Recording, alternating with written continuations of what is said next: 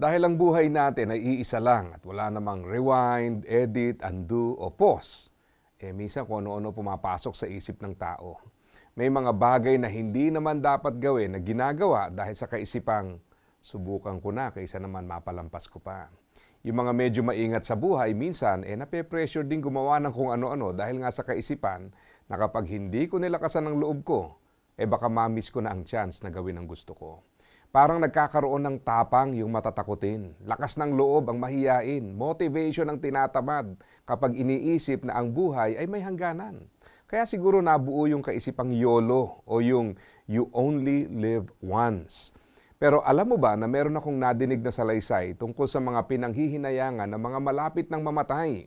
Ang mapapansin mo ay merong napakalaking kaibahan sa focus ng mga hindi pa nag-iisip sa kamatayan. Para sa mga wala sa isip ang kamatayan, yung YOLO o you only live once ay nangangahulugang gawin mo na lahat ng gusto mo dahil minsan ka lang mabubuhay.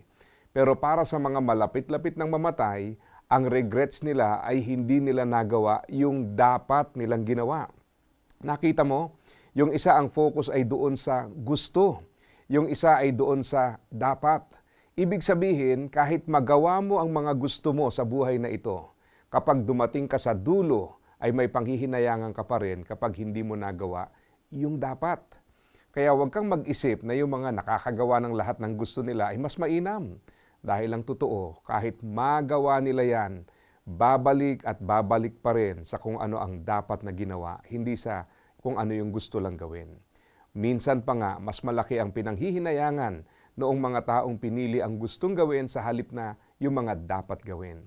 Kaya ang mas mainam ay alamin ang kalooban ng Diyos at ito ang sundin. Ang sabi nga ng Bible, Panginoon, ituro niyo sa akin ang inyong pamamaraan at susundin ko ito ng may katapatan. Bigyan niyo ako ng pusong may takot sa inyo. Maging maingat sa paggamit ng limitadong buhay na meron tayo dahil magawa mo man ang gusto mo, hindi garantiya ito na wala kang pagsisisihan pagdating sa dulo. Ang tamang pamumuhay ay nakatuon sa paggawa ng dapat nating gawin at hindi yung gusto lang nating gawin. You only live once. Gamitin mong motivation yan para gawin ang dapat at hindi yung gusto lang. Para pagdating sa dulo, wala kang panghihinayangan. Asa ka pa ha?